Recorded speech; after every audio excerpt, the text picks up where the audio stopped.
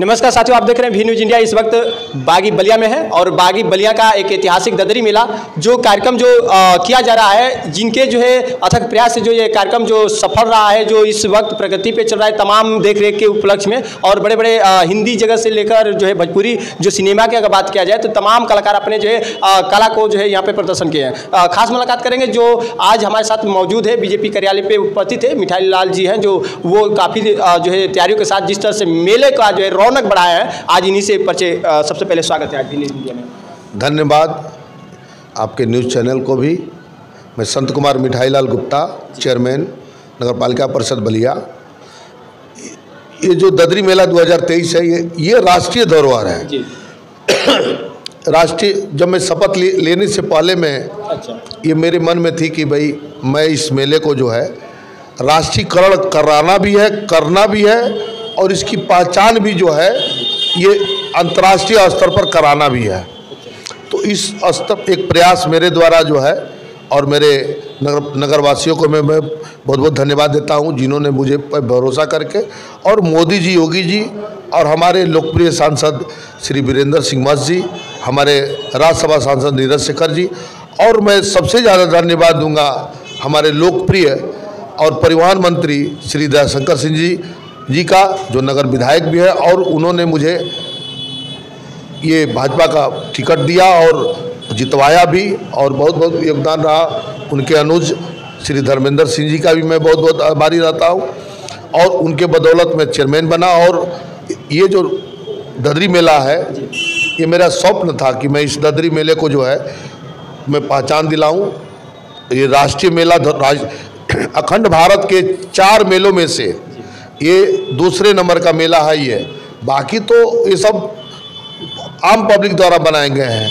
ये उस समय के जो ऋषि महर्षियों द्वारा जो है, बाद में जो है हमारे श्री भारतेंदु हरिश्चंद्र जी आए, साहित्यकार थे वो छोटे मोटे नाटक करके जो है उस समय के आज़ादी के आंदोलन में इस मंच का बहुत बड़ा योगदान रहा है। पहले मोबाइल वगैरह तो थे नहीं, तो जितने भी स्वतंत्रता संग्राम सेनानी जो थे, इकट्ठा होने का एक माध्यम था कि वहाँ मेला, और डेट उसके निर्धारित होते थे।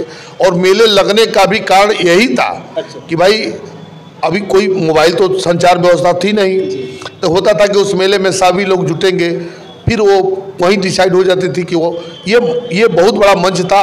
और ये जो हमारे साहित्यकार जो है भारतेंदु हरिश्चंद्र जी, इन्होंने जो है इस सेनानियों को जो इकट्ठा करते थे, वहीं से जो है अपना पैगाम दिया जाता था। और साहित्य के जगत में कभी अपने कविता पढ़कर लोगों को जागृत करते थे। तो ये इतना महत्वपूर्ण ये मंच है। और धीरे धीरे मेले का भी स्वरूप होने लगा, फिर धीरे धीरे अब आधुनिकता के तरफ बढ़ रहा है। कुछ खबरों के मुताबिक ये भी जानकारी मिला है कि कई देशों से भी फ़ोन भी आ रहा है। नहीं, बहुत देशों से फ़ोन भी आ रहा है, और हम बहुत बहुत बधाई भी दे रहे हैं, धन्यवाद दे रहे हैं, बुला भी रहे हैं लोग कि भाई आपने तो भाई राष्ट्रीय धरोहर मेला को जो है ये आपने पहचान दिला रहे हैं। देखिए, मैं एक माध्यम हो सकता हूँ। प्रेरणा महर्षि भृगु और उनके शिष्य ददर मुनि का ही है।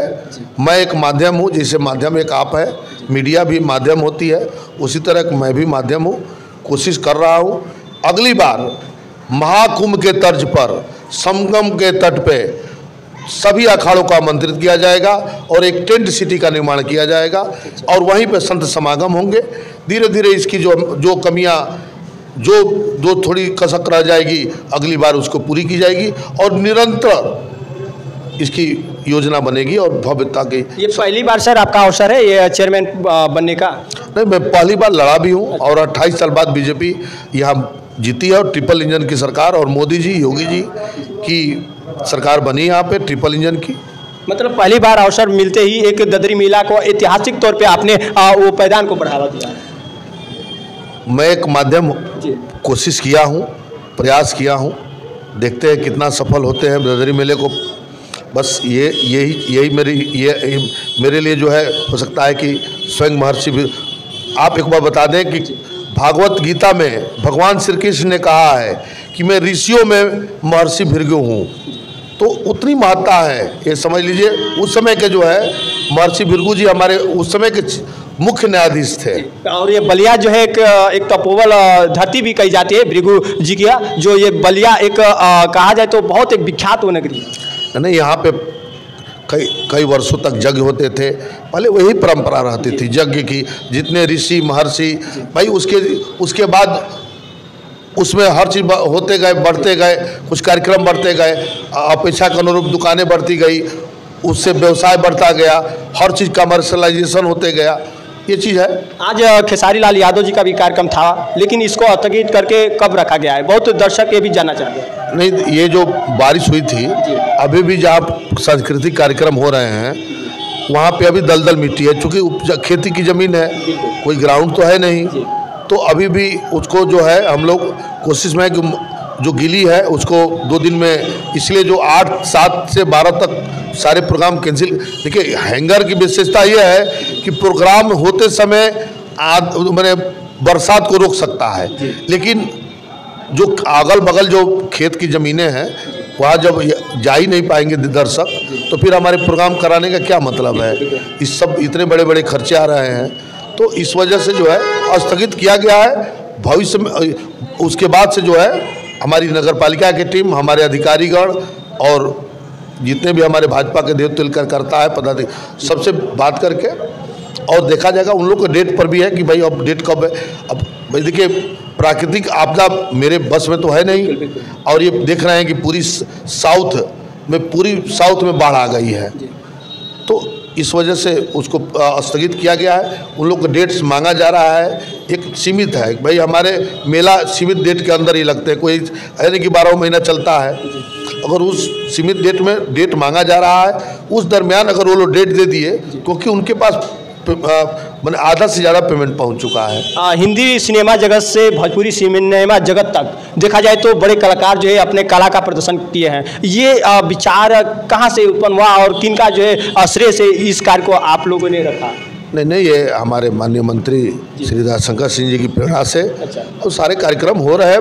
देखिए, आपकी बलिया स्थापना दिवस में भी जो 3 दिन बलिया महोत्सव हुआ है, उसके बाद से ददरी मेले में महोत्सव हो रहा है, तो पहले से होता रहा है, थोड़ी सी उसकी भव्यता दी गई है।